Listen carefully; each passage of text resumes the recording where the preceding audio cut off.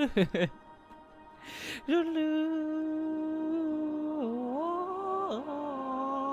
one of the ethereal voices in space.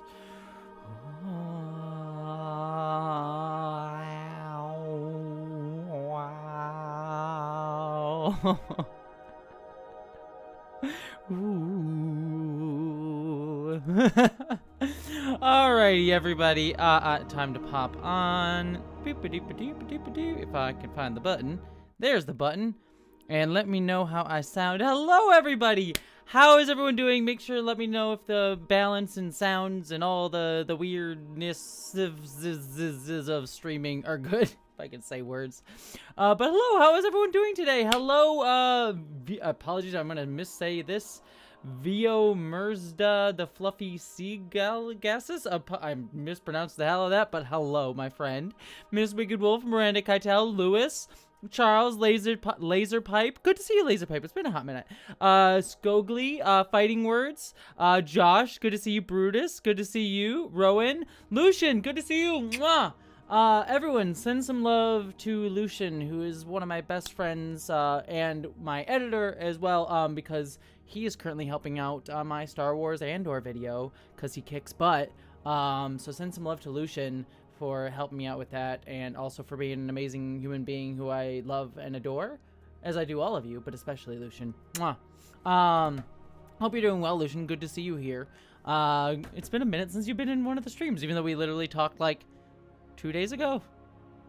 We talked 2 days ago. I've lost track of time. I don't know what time is anymore, Lucian. Anywho. Good to see everybody. Danny Miller Gaming, good to see you. Lucian, if you're not working on the video, that's okay. It's okay that you're not always doing the things, because that's what I do. I'm the one that works till 3 in the morning editing videos. You don't have to do that. So that's totally fine. Love you too, Lucian. But, oh, I'm sorry that you and your mom have a cold, Josh. Sending you love. But hope everyone's doing good. I hope everyone's having a good time. I have not seen Strange World, Mrs. Wicked Wolf. I do want to, but I haven't had a chance to go to see a movie in a couple weeks. I've seen some movies here at home, which, by the way, I'll have a review out on Monday on my secondary channel. But I get screeners, and I got a screener for Netflix's Del Toro's Pinocchio. Holy crap, is that movie amazing. If you are looking for a great movie, go see Netflix's Pinocchio, because hot damn is that movie excellent. Like, so good. I would not have expected a Pinocchio film. Like, I was excited for a Del Toro film, but I was like, oh, the visual style will be great. But, like, legitimately, that movie goes so hard.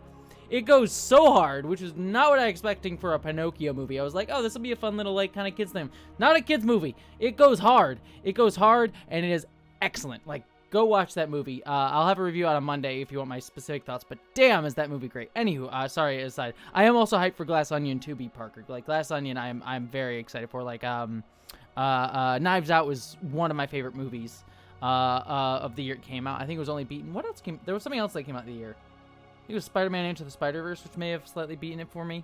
But it was a great movie. Or was it The Shape of Water year? I forget, but Knives Out was still a great movie. I love it so much. So yeah, I'm very excited to see that movie as well.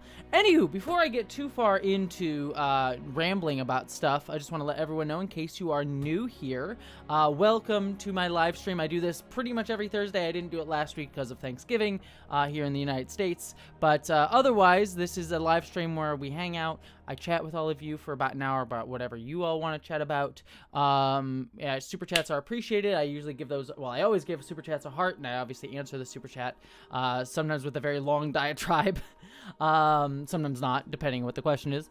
But I also try to keep up with the chat and what everyone's talking about, as well as best I can. As I'm one human, I'm going to miss things, so apologies if I miss you. If you have a question for me, tag me. That usually draws my attention to it, but super chats do get you definitive attention from me.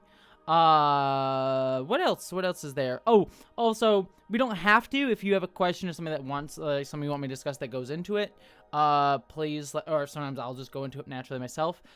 Please feel free to ask about anything. I'm open about anything. I'll let you know if there's any lines that are not okay. However, let's try and keep it positive today, because not that we if you don't, that's okay. I'll be fine. I have a video coming out tomorrow that is about, unfortunately, nasty stuff again. Because of, without going too far into it, the Club Q shooting that happened here in the United States last week, I believe. And so it was a video that I felt like I needed to make, and it was not fun to make, but I feel it was necessary and hope it's helpful. So check that out tomorrow. Excited is the wrong word. Looking forward to people viewing that video. I don't know what the right phrasing is. It's like one of those, like, I hope it helps, I guess is the best way to put it. But that being said, I want to focus on nice things for a little bit, so let's keep the conversation, if we can, light. But if not, totally cool. I'm happy to talk about whatever you guys want me to talk about. Y'all want me to talk about. So there we go. Anywho, Guardians of the Galaxy trailer, some solid throwbacks to comics. I don't know, because I've only read like one run of Guardians of the Galaxy comics, which I liked, but I don't know much about the Guardians of the Galaxy comics. But having watched the trailer, it looks great. I mean, as all of you know, I did a whole video on James Gunn. I'm a big James Gunn fan. I haven't watched the holiday special yet because I'm gonna watch it tomorrow night while I have some free time, because I've been working all week on that video for tomorrow. But I'm excited for the holiday special. And I'm excited for Guardians of the Galaxy Volume 3. Like, I'm kind of been hit or miss with Marvel a lot lately, and it's been kind of more miss than hit for me. Not that they've been bad, but I haven't really been drawn to anything particularly. But James Gunn is certainly a director that I'm, like, excited for, which is why I'm also very pumped for him to direct DC stuff. Like, legitimately pumped for James Gunn to direct DC stuff. I just hope he allows, like, more diverse voices to direct DC stuff than has been typical. Well, DC's been decent about it, like with Birds of Prey and stuff, but I hope he continues that trend, because I think he's open to hearing those voices, but I would love to see him enable that. But other than that, I'm very pumped for James Gunn. I'm very pumped for Guardians of the Galaxy. Like, it looks like it'll be a fun film. Also, the Indiana Jones trailer looks solid too. You know, after the fourth one was not so great. I mean, hopefully Harrison Ford can go out on a strong note with that franchise, because that'll clearly almost certainly be his last Indiana Jones movie. So hopefully that will be a good send-off for the character, and for him. Hopefully. We shall see, though. Birds of Prey was great. Birds of Prey was freaking great. People have still been, Arkle, you're saying Birds of Prey is great. Birds of Prey was great. I love that movie. Probably still one of my favorite DC movies by far. Like, I tweeted out about it, I think, like, last week or something, and, like, people were still butthurt about it. Like, there was still some people like, this movie was dumb. Why do people still love it? It was a silly, dumb movie. And I'm like, people just don't understand Birds of Prey. I love Birds of Prey. I mean, there's still the one criticism of it that I really do understand is the people who loved Cassandra Cain, and that the character was definitely not the same character from the comics. And so if that's what you're bothered by, I totally understand that. But I also, like, loved Birds of Prey being a very ensemble film. Like, it was a Harley Quinn film, but it, like, you know, I'm kind of finding myself more and more drawn to movies that don't have, like, the monomyth, like, Joseph Campbell hero story all the damn time. Because I do find that to be super problematic. I find myself more and more drawn to movies that have, like, casts that are just about ensembles of people, teams of people working together, usually to fight back against the system. And usually you get those a lot in anti-hero stories, because heaven help us if we have a hero break the status quo in the world. Most heroes are, you know, champions of the status quo. So, you know, allowing Harley Quinn to be an anti-hero and push back against that, and push back against, like, the police and things like that, I thought was great. So, yeah, Birds of Prey, great. Love it. Adore it. You should all check it out. It's fantastic. Unless you're a Cassandra Cain fan, in which case you might be upset, which, understandable. I did miss a super chat. Stay up 10. Heart to you, my friend. You said, hope you're doing well. JG, quick rant. I'm so tired of people saying kids are too young to transition and their brains aren't fully developed to make a life-changing decision. It's really exhausting to hear. Yeah, I mean, that's... I could go into a whole... I mean, I've done whole rants about that whole thing. But yeah, like, kids are too young to transition, or kids are not developed to make a life-changing decision. But it's like, you're forcing kids to do that with puberty. Like, people tend to think about, people tend to argue things like, oh, puberty is, like, they should just go through puberty and then make their choices when they're an adult. But it's like, we have the ability. Like, if there wasn't the ability to solve that, I'd be like, okay, fine, I get the argument. But, like, puberty blockers are safe, and we have the ability to help kids have longer time to choose how they wish their body to develop. There's this sense of, you see it a lot in conservative thought, and something I touched upon in my Matt Walsh video, but it's something that you see a lot in a lot of like Christian circles and a lot of like anti-trans circles and stuff like that, where it's like your body is seen as some sort of innate, like as it's naturally, born, it's considered like, oh, you're not supposed to change it or affect it, and that's some sort of perversion of reality or perversion of self. And it's like, no, we as humans use tools to change our bodies, like wearing glasses, and it's okay to wish to choose with our own body what we wish to do with it. And yes, there are things to talk about when it comes to children and like ages of consent for certain things, like, allowing them, like, first, like, allowing them to sort of figure out what they want with their bodies and stuff like that. And because kids are still learning about stuff, and that's understandable to recognize that. But often the argument is used to say, like, we should force kids to be this one thing. Like, people say, like, kids are too young to transition, or people too young to, like, choose how their gender. It's like, but what we're doing in reality right now in society is forcing kids to be a certain thing. We're forcing kids to be like, you have to present this way, you have to act this way, you have to fit into this mold. That is forcing kids to do something. But people sort of argue that is like the natural, innate way. It's like, no. What we should do is allow kids a chance to explore themselves and their identity in a way that is as best as possible. And like also too, like so many people tend to think of like puberty blockers as like the end all be all, like the thing that everyone's pushing trans kids to get on and to do. And certainly I am very supportive of puberty blockers and kids being on puberty blockers as long as they're talking with their doctor and therapist that's right for them. Like, every kid and every person's body is unique, and so like they'll be, maybe puberty blockers might not be the right choice in terms of their health or where they're at mentally right now. There's numerous things to take into consideration unique to every individual, because every person's healthcare is individual. But also too, transition and also playing with gender is not like always medicalized. We tend to focus on like puberty blockers and hormones as like the thing, because that tends to be where a lot of legislation's focused on. But that's also somewhat of a bait and switch that they are trying to do, focusing on the medical aspect of being trans, because they wish, people who are anti-trans wish to very much focus on like transness requires medicalization, requires medical interventions, when in reality transness is a wide variety of possible things that you can do to explore your identity. And some of the easiest things to do are literally like exploring presentation, exploring how you express yourself, whether that be with, asking people around you to use a new name, asking people to allow, like, changing the way that you dress, using makeup, there are billions of different like things to combine. And puberty blockers and hormones can 100% be a part of that, and should be able to be accessible as it makes sense for an individual based on like health expert guidelines and mental health guidelines as well. And there are those available to doctors who know how to do that. But like, it's not the end all be all. But there's this sort of like attempt to hyper focus on that.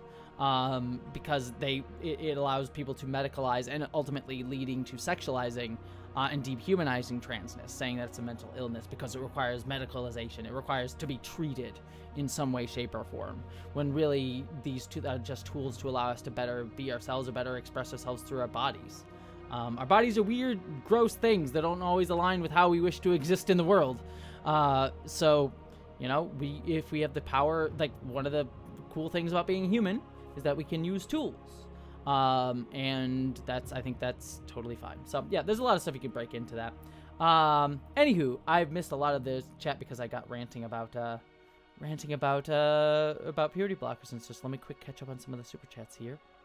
Hard to you, Driz is living. I ordered my first binder today. Speaking of tools, that right there. Hell yes, congratulations. That's amazing. Enjoy your binder. I hope it's helpful and awesome. So yeah, congratulations, Driz is living. That's amazing. And binders, like, there's also like you hear a lot of like turfs like vilify binders, and yes, they're like binders, like, you just be safe with them, make sure it's not too tight and doesn't restrict your breathing, but it's not like it's gonna murder you, like a binder's gonna kill you. There are ways to be safe and not safe, as with everything. But there's a vilification of binders and such. And it's like, if there's anything you should allow someone to use, it's a binder. It's like a dress that it's a piece of clothing that you take on and take off. Like, oh, Kaylee Conrad. Hi. Hello. Let me give you a super, also Beardly Interesting. Heart to you. You keep giving amazingly generous super chats. Thank you so much, Beardly Interesting. Thank you so much. You are radically generous to me, and I really appreciate it, my friend. Thank you so much. But Kaylian, everyone, go check out Kaylian Conrad's amazing channel. Their recent video, what was it? What is a groomer? I forget exactly what the title was. But it's amazing. It's really good. It touches upon a lot of things that I'm also going to be touching on in my next video. In fact, they looked at my script for tomorrow's video, though it's since expanded since you looked at it, by the way. They looked at my script and helped with it. They're an amazing person, amazing creator. I am jealous. I am jealous of your work. You do, like, your videos are so good. I'm so jealous of your, like, aesthetic and your visuals, and you're very smart, and you're very articulate, and I adore you. So you are fantastic. So please go check out their channel. It is so good. I adore it. Yeah, and I cannot recommend it enough. So please. Good to see you. Just quick checking in. Emily Weaver, I'm catching up on some of the super chats, but Emily Weaver asks, I wish I had, right? I wish I had puberty blockers as an option when I was a kid. Do you know they were started being used for gender care? They've been more recently used, but like they've been used for gender care for like at least a decade, I believe, but they've been in use since like I think the 80s or 70s. So like the idea that we don't know how puberty blockers affect people, or like that they're unsafe is completely ridiculous, and they're only vilified when it comes to trans people. Like, we used puberty blockers for numerous other things that affect kids and adults for numerous different reasons, but it's only when it comes to trans kids that we're concerned about the safety of them. But yeah, I agree. I really wish I had known that puberty blockers were a thing when I was a kid. Like, I shared the story about how I was scared to come out to even my doctor that I was trans, and there's an element of me that is still, what's the word? I'm regretful that I didn't come out sooner and I didn't start, exploring my gender sooner, because maybe there would have been not some irreversible changes to my body, like the way my bones developed, or like I still think I look awesome. I think I'm healthy and happy and everything like that. But like, there's things like, oh, I do have broad shoulders. There's still some dysphoria in some of my body that probably could have been changed or averted if I had been on puberty blockers, and I wouldn't be affected by it today, So I wish it would have been an option when I was younger, or at least I had known it was an option if it had been available to me. And I think it would have been cool, and it would have allowed me time to like figure my shit out, and then start hormones as I chose to do as an adult later on, with less, adverse effects to my body or effects to my body that I didn't like. I don't want to necessarily I don't even necessarily want to frame like going through puberty as like an adverse effect, because it would like because it's fine for other people. But for me, it was really mentally horrible. Just absolutely horrible. For me, personally. So yeah, I wish I had known. Heart to you, anarchist cat girl. You said, there's a non-binary character in a region-locked Japanese Dreamcast game called Napple Tale. There's a jester named Perot. You should get it and play it. Oh, that would be amazing. I'd have to, like, get a Dreamcast is what I should do. I love I used to own a Dreamcast as a kid. I adored Dreamcast as a kid. Like, I had a Dreamcast, and I loved, like, the memory card had a little screen on it. It was very cute and adorable. And I played Crazy Taxi on that thing, and Sonic Adventure 2, Sonic Shuffle, which was terrible. But who here among us does not remember the joys of Sonic Shuffle, the Mario Party Sonic the Hedgehog game, which was abysmal, but I played the hell out of it, and loved it. I should get a Dreamcast. I love Dreamcast. Soul Calibur too, that was another good one. God, I miss Dreamcast. That was a great system. And it sucks that was Sega's last system, because that was a fun system. Sonic Adventure 2, still one of my favorite games of all time. Love that game to death.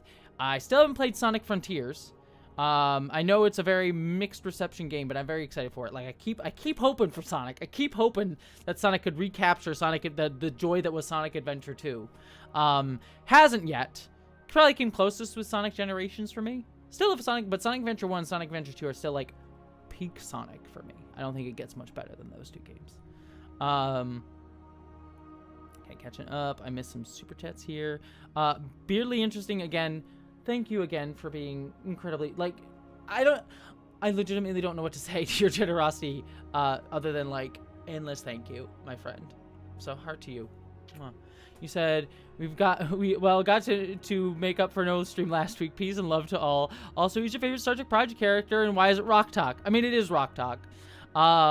Without spoiling too much, I've seen the rest of the season for I got screeners for Star Trek Prodigy, and I won't spoil, but it's very cool. The last 4 episodes of the season are very exciting. And I'll leave it at that. They're very cool. But yeah, Rock Talk, far and away the best character. Like, I enjoyed them all. I think they're all really solid. But Rock Talk is just like captures that like affirming energy, that the super positivity, but also as a character that even more than like Tendi, who like I love Tendi more because I sort of resonate exactly with her personality more. But Rock Talk I resonate with in terms of her story a lot because she is someone that people assume a lot about based on how she looks. Like they assume she's tough and like has to like beat people up and things like that because she's, you know, a big rock monster. But in actuality, you know, she's a big old softie and just excited and curious about the world in a way that people wouldn't actually assume based on how she's looked. And it just shows like stigma around people's looks and how they're told to be by society based on like assumptions around someone's body. If that's not like a trans experience, if I've ever heard of one, I don't know what is. You know, it's not transgender necessarily, but it's trans something. Yeah, I love Rock Talk. Adorable, lovely, amazing. Who doesn't adore Rock Talk? Easily the best character. Murph's up there too. Gotta love Murph. And Zero's awesome. They're pretty cool too. But I think Rock Talk is just far and away the best character there. Hard to you, Chloe Bennon. With his defensive ruling, I do not want Jason Isaac to return to Star Trek. Did he? No, I thought Jason Isaacs didn't defend Rowling. Maybe I'm wrong. I thought that was just Bellatrix and Voldemort, Ray Fiennes and Helena Bonham Carter. I didn't think Jason Isaac defended J.K. Rowling. Maybe I'm wrong. Wait, don't tell me Jason Isaac, because I love Jason Isaac.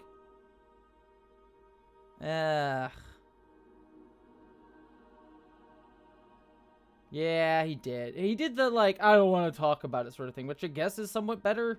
But then he described, like, people stabbing her as, like, describing, like, the controversy, and that's shitty.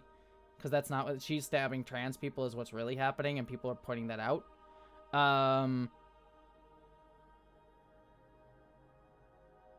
Yeah, and he's doing this. She's poured a lot of money. Jason Isaacs, that's disappointing. That's deep. That actually saddens me a little bit. I thought he was one of the good ones.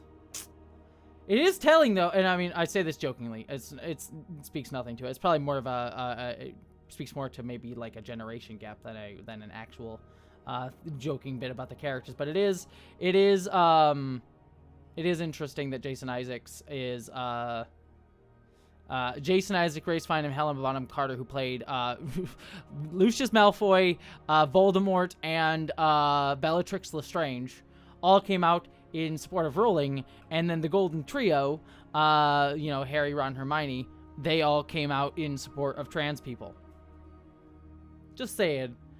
To be fair, probably more. That's probably more speaking about generations rather than it speaks to like their characters' innate morality or immorality.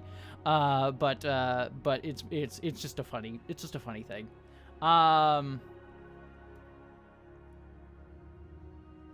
Let's see. Oh, Aeronok, good to see you. We were just talking earlier today. Everyone send love to Aeronok. Without spoiling too much, Aaron and I are working on a video that we're like super pumped about. Super freaking pumped about right now. Like legitimately, we were just nerding out earlier today on a call about how excited we are for a video that we're planning. Y'all should be excited. It's not going to probably come until like March next year because it's a big video that we're super pumped about, but y'all should be excited.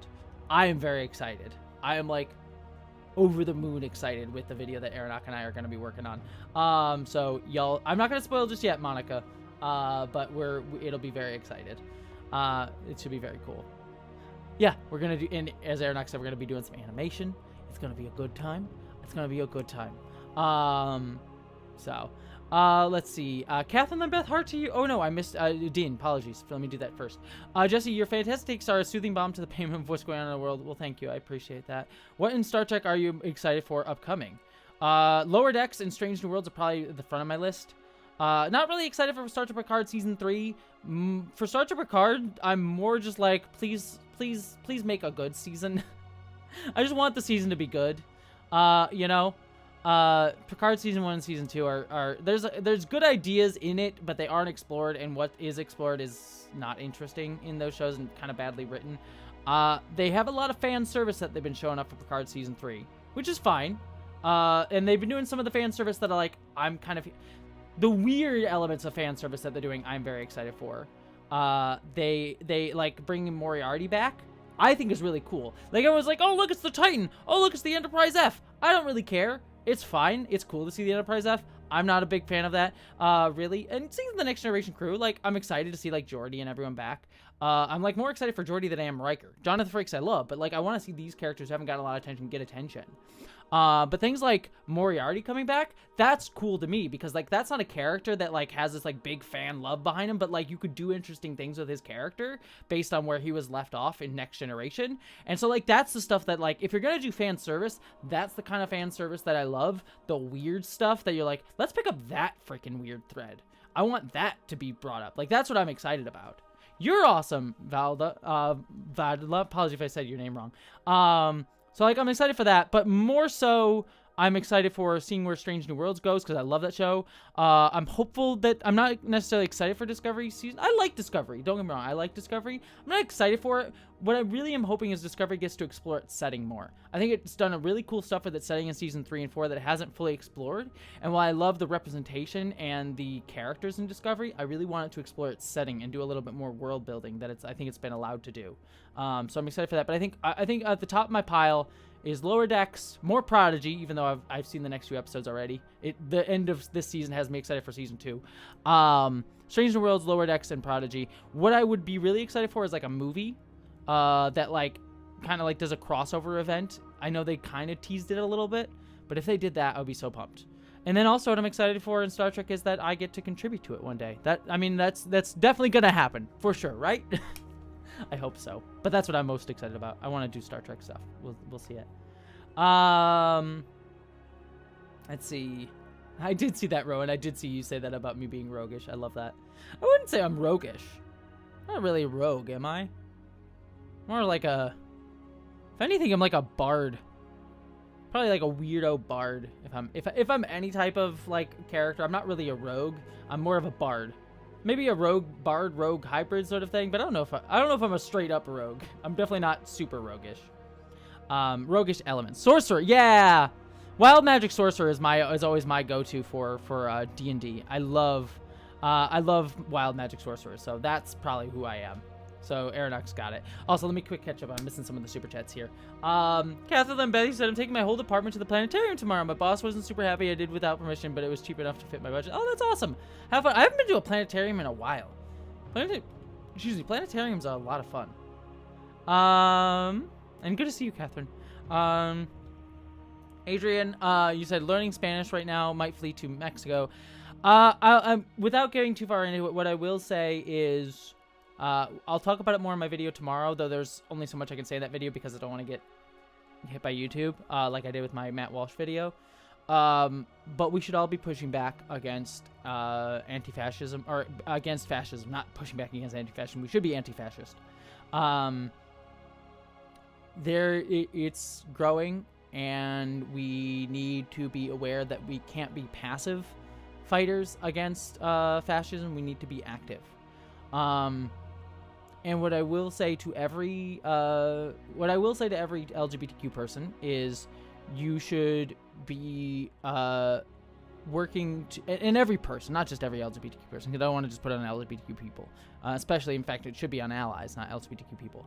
But everyone should be actively trying to work to deplatform these people, make them, because I don't want to say this on YouTube because it could get me in trouble. What I will say, make them feel how they wish queer people to feel. And I'll say it that way. They should feel what they make queer people feel. And what I will say is I feel very unsafe around them. And I'll leave it there. Again, I would be more explicit if you were in person and I wasn't on YouTube. And yeah, I will leave it there, but I also would not, I would say for every queer person, it's not smart to update your passport. And I'll say that there. We won't go too far into it. So, but yes. By the way, I'm going to catch more up on some super chats here, but Calamar just said, kind of a repeat of a question from earlier, but did you hear about the Magnus Protocols, the sequel to the Magnus Archives? Yes, I did. Yes, I did. I 100% did. I may have contributed to their Kickstarter already. Not much. I think I gave like $15, $20 to their Kickstarter. Because yeah, Magnus Archives, if you have not listened to it, one of my favorite pieces of fiction ever. It's an audio drama horror series that I don't want to spoil, but if you like horror, you should be listening to Magnus Archives. It is fan-freaking-tastic, and one of, not my favorite audio drama series, one of my favorite works of fiction, period. It is so good. Go listen to Magnus Archives, and they just announced that they're doing a sequel series called Magnus Protocol that they're currently doing a Kickstarter for. Smash their goals. But yeah, no, I've definitely heard about Magnus Protocol, and I've already contributed to their Kickstarter because I'm very pumped for it. And I also am excited that the author Jonathan Sims decided to come back because he had more story to tell, and not because he like wanted to capitalize on it. He thought he was done with the Magnus Archives, but he's like talked about like how he's like, this isn't a cash grab. I wouldn't be doing it if I didn't like have a plan for it. They said 3 seasons and then they're done. That has me very confident that it's not going to be like some sort of like cash grab sort of thing for them, that it's actually like done out of artistic desire. So yeah, I'm very pumped for it. Very pumped for it. Catching up, Gilmachin. Heart to you. Make sure my stupid thing just jumped ahead because I've been taking so long to read things. You said, parts of Andor really reminded me of the Dark Crystal Age of Resistance, and particularly the themes of division, how hard it is actually to spur people into resisting fascism's Alabite sans magic. Yeah, no, I mean, I loved Age of Resistance. That was a great show, and I'm really frustrated that I got canceled because yeah, it was about fascism as well, and like bringing people together and how people like are used to be pitted against each other in fascist rhetorics. Like the whole way that fascism works is it makes people believe that we are weaker than fascism is, because fascism in reality is actually quite weak. It requires and is built on the illusion of power. It's why they have things like people wear armbands and things like that, because it gives the illusion that there are people watching you, that they're all around you. Like fascism always presents the illusion of actual power. And yeah, certainly they have military might a lot of the time, and like the backing of the military and things like that. And that is very scary, and that is like physical power in terms of violent ability to like murder really well. But in actuality, they have nothing to offer of that inspires people, nothing to offer people that makes us feel actually human. And so because of that, they make people scared of not only themselves, but of each other. That's the whole goal of fascist rhetoric, is to make everyone scared of each other, because they know if we're scared of each other, then we won't be recognizing how weak fascism actually is. Like fascism is scared of us coming together. And so it projects that fear onto us and makes us feel it for other people. And the biggest thing to fight back against fascism, besides literally, let's say, in a fictional world, punching Nazis in the face, YouTube censor, besides punching Nazis in the face, which you should do, in a fictional context, only, quote unquote, is to recognize that we are not, so different from each other, that we're all human, that we're all connected to each other. And once you realize that, then you realize that we have actual power in each other. When we connect to each other, when we stand in solidarity with each other, we have the power to fight back and push back anything. And that is true power. Is Newt coming in? Hi, Newt. Hello, buddy. So, yeah. Yeah, exactly. As Miranda Katana says, punch Nazis in Minecraft. But yes. Super Desi, heart to you. You said, since you're a super fancy tabletop RPG writer for Mordivius, I want to know, have you read Dragonlance? I have. Are you jazzed for the new Dragonlance supplement? I have read Dragonlance. I've read the I haven't read all of it, but I've read the first 2 trilogies. And actually, dream thing, if you know, let's say I'm an all-powerful producer, like I could work on any project that I want to in the universe, I would love to, after I work on Star Trek, work on a Dragonlance adaptation. I like, legitimately, Raceland is one of my favorite characters in all of fiction. I freaking love Raceland to death. Thank you, Lucian, by the way, if he's still in the chat. Lucian's the one that introduced me to Dragonlance, who I freaking love. Like, I adore Dragonlance to death because of Lucian. Raceland is amazing, and you can literally ask Lucian. When he introduced me to Dragonlance, like, several years ago, I would literally text him, like, ideas about, like, if I got to adapt Dragonlance as a TV series, or, like, a short film. What I would actually want to do is like a mini series with Dragonlance of the first 2 trilogies, the Twins trilogy and then the original like Dragonlance trilogy. So yeah, I would love the crap out of adapting Dragonlance. There are 3 things that I would really love to, if there were 3 things that I would love to be able to adapt. Like if someone came to me and said, Jessie, if you could adapt or work on anything in film and television, what would you do? My 3 things would be, 1, I would love to work on Star Trek, obviously. 2, Dragonlance. And then the 3rd one is Earthsea. I actually have a pitch for a 3-season Earthsea show that I think would actually work and actually do frickin' Ursula K. Le Guin's themes justice, because heaven knows the adaptations of Earthsea so far have all been crap and actively lied to her in some cases. So I would love to do an Earthsea adaptation really badly, and I have a pitch for an Earthsea. Like, I know how I would structure a 3-season Earthsea show that would adapt all of the books and do it in kind of a fun way that I think would actually draw out her themes and not, you know, negate them. Also, casting people of color in that show, because Ursula K. Le Guin was very clear that the main characters of Earthsea were not white, and then they go and cast white boys in the adaptation, which is very frustrating.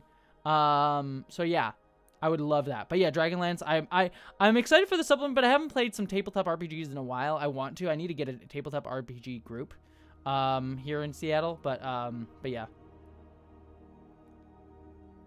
All right, catching up. Heart to you, the Molly J. You said a draconic bloodline sorcerer forever. See, wild magic. Wild magic is me. I'm always here for wild magic sorcerers. Too much fun. Wild magic sorcerers are too much fun. I love it so much. We should play tabletop RPG together, Aronok. I would love the crap out of that. Please. Can we do some Star Trek Adventures? I would love that. I know Princess Weeks once invited me. She I don't think she was able to get it together, but she invited me to do a Power Rangers tabletop RPG a few months ago. We never coalesced into anything, but I was like, oh, that would have been fun.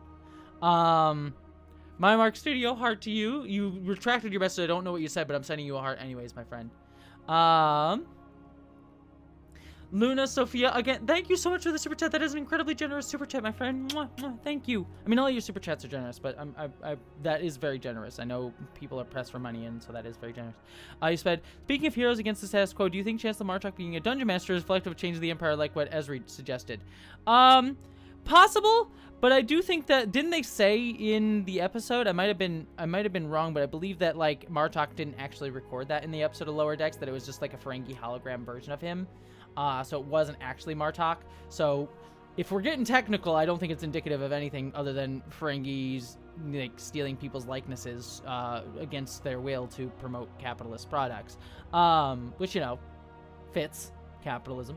But yeah, no, I mean, I would like to see that the changes in the Empire, that it hasn't stagnated as we talked about, but there's no real way to know that because we haven't really seen the Klingon Empire really post Deep Space Nine. I'll spoil a little bit and say they briefly appear in Prodigy, the rest of this season. But yeah, I don't think we've really seen much or if any of the Klingon Empire at all post Deep Space Nine. Hasn't appeared in Picard, hasn't appeared in Discovery. Lower Decks, not at all either. So yeah, be interesting one day. Hopefully they explore that. Oh, that's amazing, Lewis. That's wonderful. I'm glad. Okay. Let's see. Also, Newt is hanging out. If you haven't seen, Newt is hanging out on my lap here. Hi, bud. Being a little butt. Who's a little butt? Yeah, you like the scritches. He likes the scritches. Look at that. Look at that. Look at those scritches. Oh. Yeah. Okay. Okay. There we are.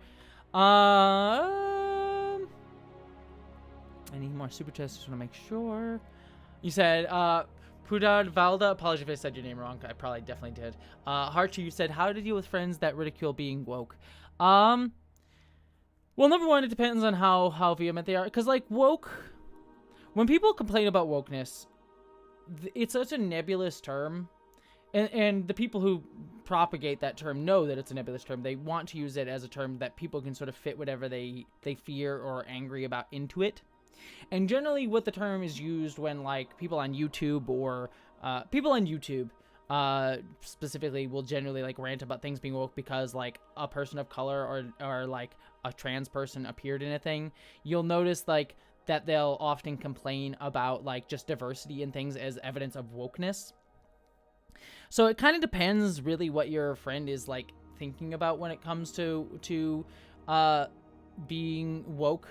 And it also depends on how much energy and time you want to put into it, because the thing that people who rant about wokeness, like in real life, not just in media, like actual everyday people, are ranting about, and I'm trying to think of the best way to articulate this, is they feel and understand the, like, superficiality of, like, diversity and messaging that comes out of capitalism, right? Like, I think everyone can agree that, like, the superficial, like, queer people that appear in, like, the Star Wars Rise of Skywalker are, like, just like, oh, hey, let's just, like, have our token diverse people in this thing. That is very shallow. And it is very, like, meaningless as a gesture. It's just there to sort of, like, again, virtue signal if they will use their language. But what the people ranting about wokeness will argue, if we're talking about in a media context, is that, like, that is evidence of that it shouldn't be done at all, that you shouldn't have queer people, you shouldn't have people of color, you shouldn't have diversity in media, that it always leads to, like, shallow, superficial, bad stories, whatever, bad writing. When it's like, no, it's an argument for making it better and being more inclusive and actually include people in the writing and actually work for these things. So, I don't know, it's difficult because, like, when someone complains about woke, like, usually what they're feeling is, what a lot of people will be expressing is they feeling of distanciation from, like, a capitalist system that has disenfranchised all of us and sort of just selling us shallow, meaningless stuff. Like, it's just selling us a society and a world that is meaningless. Or they'll rant about, like, Democrats doing nothing in a system that, like, they're supposed to be fighting for us, but that Democrats ultimately do nothing. And that's what they're feeling. But what they have been told wokeness means is, like, directed at marginal people. This goes back to, like, the same thing we were talking about fascism, and of how it, like, takes our sense of anxiety and, you know, sort of disenfranchisement in this world, and instead of directing at what's actually causing it, whether it be fascist rhetorics, people pursuing power, or a system that continually strips away meaning from our lives or doesn't do anything for us, but directs it and say it's the fault of these marginalized people. And you'll see, like, I even had it recently with when I went to visit my family for Thanksgiving. You know, I got into an argument with my stepmom, and, you know, about she's like, well, why, like, comedy's been ruined. Like, she's like, I support trans people. Why does everyone have to be so upset about, like, every little small thing? And it's like, you know, trans people, like, aren't, like, our biggest thing is not worrying about someone dead naming us on accident or like, messing up our pronouns and everything. We're not that sensitive. And yes, there are things to, like, be said about, like, you know, someone said a horrible thing. You know, I will always push back against those things and say people are being horrible, but, like, that's not my biggest concern. But people tend, like, I have larger concerns about, like, how the system is harming everybody. Like, these are things that I'll argue against and say these are wrong, but they're not my biggest fight or concern. But people complaining about wokeness will, like, point to, like, oh, look at the woke left wants to try to attack, your ability to make jokes or whatever. And it's like, that's not my biggest concern. These things aren't equatable. Like, the fascism of Republicans and, like, people on the left, like, talking about issues are not, like, equatable things. About, like, dead naming or whatever. So, I don't know. I guess I'm kind of ranting because the problem when talking about, like, someone ranting about wokeness, and I guess, like I said, I'm going all over the place with this conversation here, and it's because, like, wokeness is such a nebulous term, intentionally so, that it's hard to it's a catch-all that people use because they feel something that they're disenfranchised from, but it's been a term that's been used to, like, vilify entire groups of people and also compress them into, like, one group. Like, the people who think that the Democrats and, like, actual, like, communistic Marxist ideals and people fighting for workers' rights are the same thing. That is what, like, those sort of things want you to do. Like, I've seen people literally, like, use the term, like, Marxist corporations because they just see, like, diversity in media as, like, a sign of leftism, when that's not the Marxism and corporations are completely at odd concepts. That you can't be a Marxist corporation. That is literally not possible.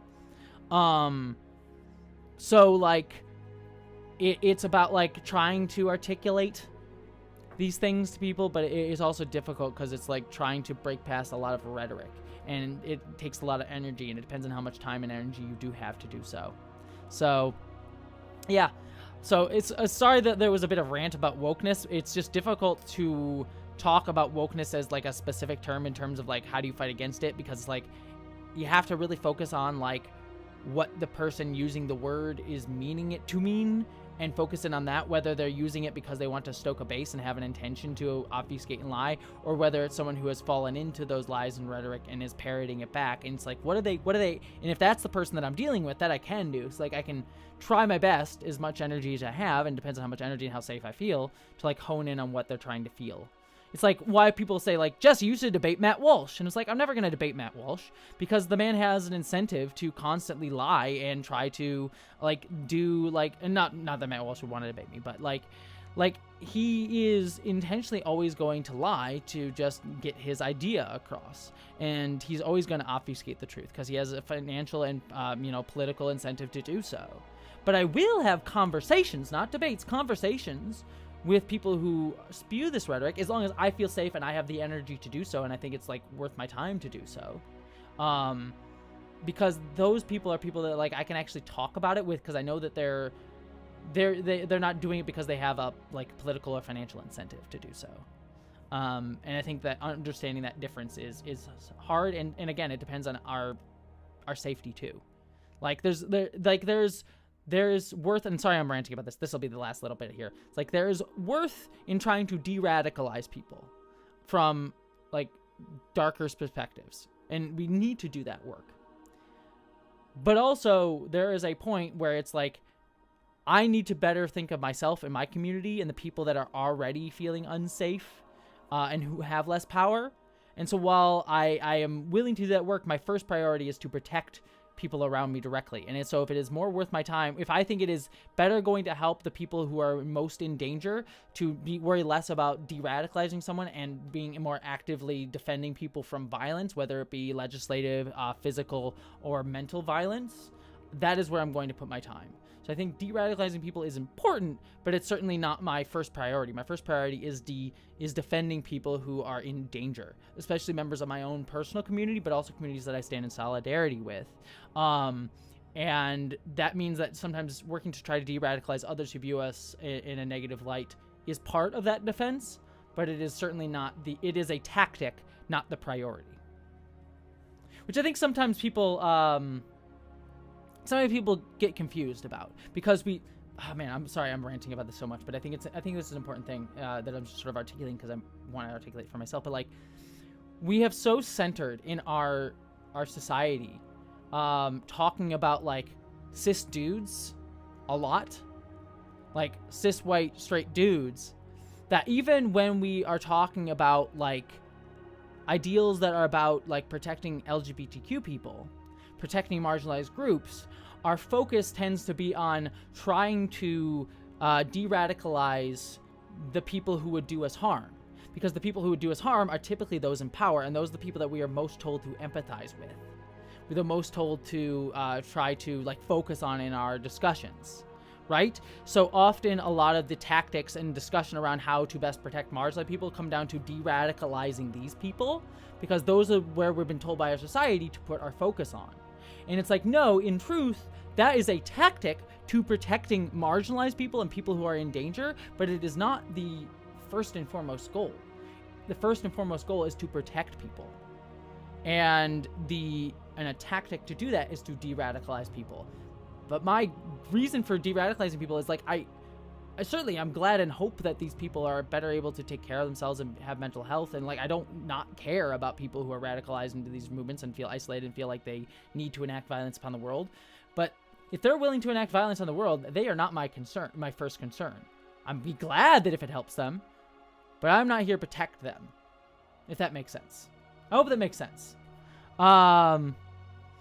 So yeah, I think that that's something that we often get confused with in a lot of our discussions, where we center de-radicalization and explaining ourselves. And I think that that's necessary, but the goal is to protect people, not to de-radicalize someone, not to educate someone else. I don't exist to educate someone else. I exist to protect my community and other people in human beings and human connection. That's what I exist to do. That's my goal in life. My goal in life is not to educate or de-radicalize someone else about me. I do that as a defense tactic, not because that's my goal. So, all right. I'm gonna I missed a bunch of super chats here.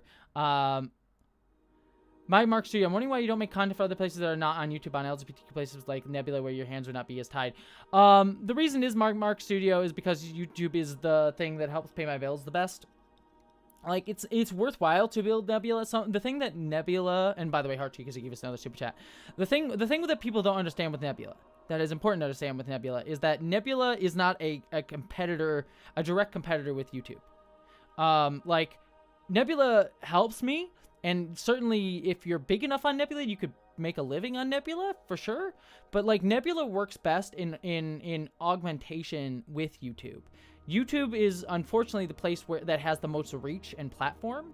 And so, like, if I just, like, stopped doing YouTube and focused exclusively on Nebula, that would be very dangerous to me, because it cuts me off from being able to get my videos really out there. What Nebula allows me to do is have a place that I can make sure that my videos get seen in the way that I wish them to get seen.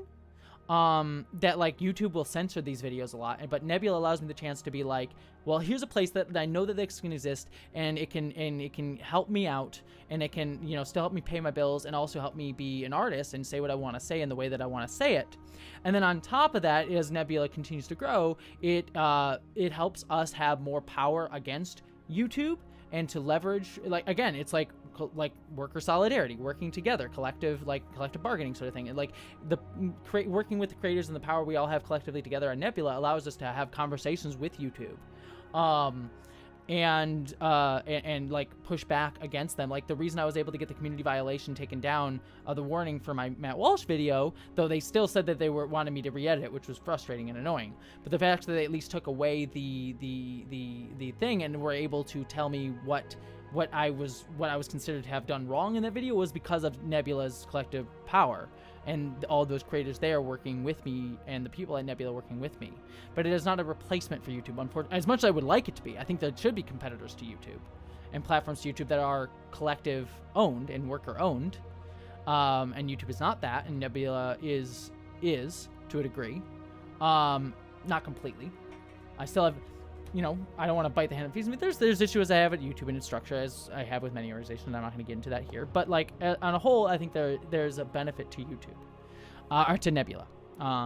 But it is not a replacement for it. And while I do make some content for Nebula that is exclusive to Nebula, and I'm working on doing some more, and I'm pitching them some more, so be on the lookout for that, hopefully maybe next year down the line. But they are not they can't be a replacement for YouTube, unfortunately, as much as I would like them to be. So, Lewis, I did get your letter. I haven't read it yet, but I did get your letter, if you were asking that question. Adine Hart, have you seen Steven Universe or OKKO? I have seen Steven Universe, not OKKO. I love Steven Universe. Certainly there's a bit of like a Be Nice to Fascist a bit at the end of that series, but overall I think it's a really good exploration of identity, of colonialization. The characters are really great. I even like Steven Universe Future. People don't really like that. I thought it's a good exploration of trauma and PTSD. Not perfect, but I really I see how Steven Universe was so influential and why it was so influential, and it's still great. It's amazing. As a show, but yeah, it's a little bit like Be Nice to Fascists towards the end, and I understand the desire to have that sentiment of like we can fix people with the power of love, and I think you can do that with a lot of people, but at the end of the day, like fascists are typically gonna fascist, especially if they have an incentive to do so. Like the diamonds in that show were seen as like they were just kind of silly, like they didn't know what they were really doing, they didn't understand, and you could just talk to them and give them love, and I'm like, they were colonizers. They generally probably would not have had an incentive to change the way they did things and the way they dehumanized the diamonds underneath them.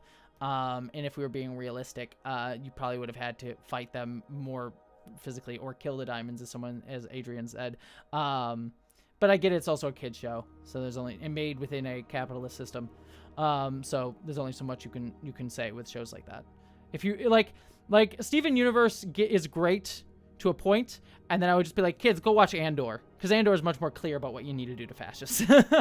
I think that's like that's why I love Star Wars Andor so much. And like I said, I'm going to be making a video coming out either next week or the week after that Lucian's helping me with. That like part of the reason that I love Andor, is that it is not shy about what you need to do in the face of fascism, and that is beat fascists up with a frickin' brick, in a fictional context. Wink, wink. Because that's what they're going to, like, this, like, you need to take the high road allows them to get away with more stuff, because you're sort of, like, putting people on, like, oh, we're just as bad, we're just fine. It's like, no, fuck you, fascist. Empire, people, wink. Totally talking about a galaxy long ago. Yeah, so that's why I love Andor. It is very clear about what needs to be done, and also clear that, like, it sucks that that's the case. No one, like, don't get me wrong, I don't feel bad about harming fascists, but it's like, it sucks that violence has to be sometimes the answer and response to these things, that people push us into these situations where we need to defend ourselves with violence. It's something I wouldn't ever want to do. I don't like it. I don't enjoy it, but it's necessary, and it sucks. So anyways, I'll leave it there. I'm sorry, Chloe. No, I haven't. I'm so sorry. I know you must hate me. I apologize. The Molly J, you said, got called a man on Twitter. I'm sorry. Cis person defended me, but it made me uncomfortable because it might attract the attention of trans hoes. I wish allies would be more careful about how they help. Yeah, I mean, that's the thing. It's one of those, like, conversations, like, yes, we should have allies that defend us, but the problem with allies is they tend to, like, want to, like, step in and, like, be the hero, and that's the problem. We have this hero mentality in our society of, like, we can be the defenders, especially people who are considered, like, the norm by society. It's like, allies should be with us and fight with us, but they fight with us, alongside us. They do not fight for us, right? That's the important thing. Allies are here to help us, and when our bodies are being targeted, allies should put their bodies on the line for us, because they will be less likely to be treated horribly, because they're given generally more empathy. It's why, for example, during the during any protest, I should say, by the way, but especially with something that was being discussed during the George Floyd protests a few years ago, but like that was a protest about racial equality and pushing back against police brutality, and police were targeting black people specifically during those protests.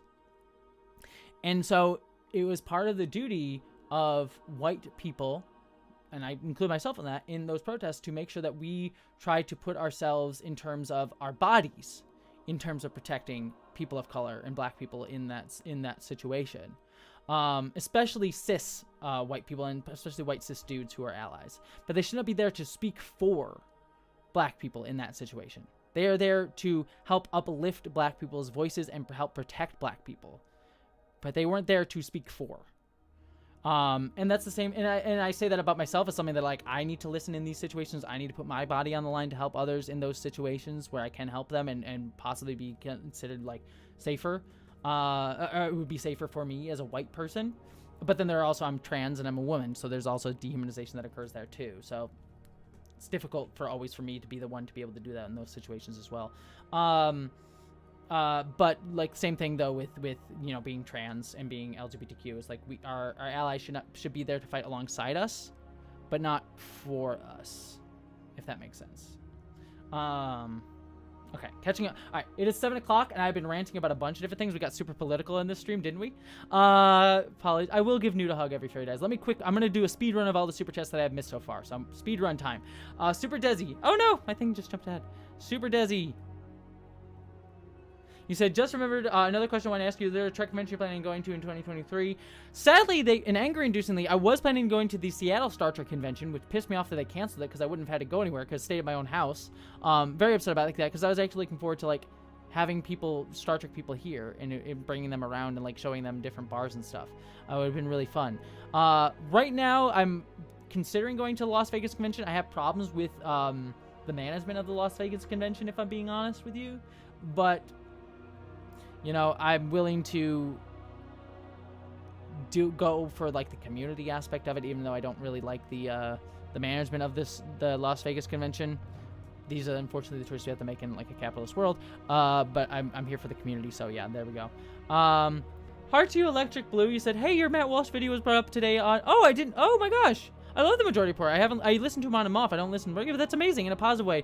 Was at least the second time they brought you up. Oh my gosh. Oh, that's really cool. I'll have to listen to that. I love the Majority Report. Like I said, I listened to them on and off. I think they do a really good job. That's really cool. I didn't even know they knew I existed. That's really awesome. I'm excited about that. Oh, that's amazing. That makes me very happy. Yeah, I like that. That's fun. That makes me very happy. Catching up here. Valda, apologies, I'm mispronouncing your name. I know I am. Blame me being a stupid white person who can't pronounce anything.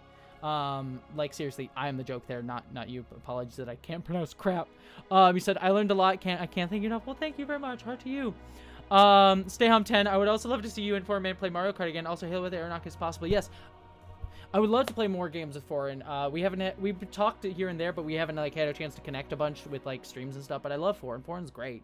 So yeah, I would love to have him on again and play games. And Aeronaut and I will play Halo at some point.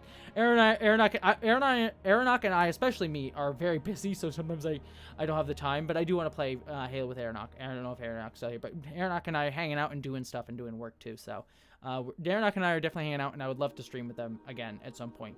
Whenever Aeronaut's on the stream, I feel dumb though, because Aeronaut just says cool stuff, and I'm like, oh, I'm just here to listen to Aeronaut now. Let this be Aeronaut's channel. Because Aeronaut's great. Domestic Heart to you said, hello, Jessie. Do you have any general thoughts about the book The Tyranny of Words by Stuart Chase? I actually don't know that one. Tyranny of Words. I'd have to check it out. I do not know it off the top of my head, so I can't give you any specific thoughts, unfortunately. Is it one that I should check out, or is it like a fascist one? I'll look into it. It's definitely interesting. But yeah, I don't know it off the top of my head.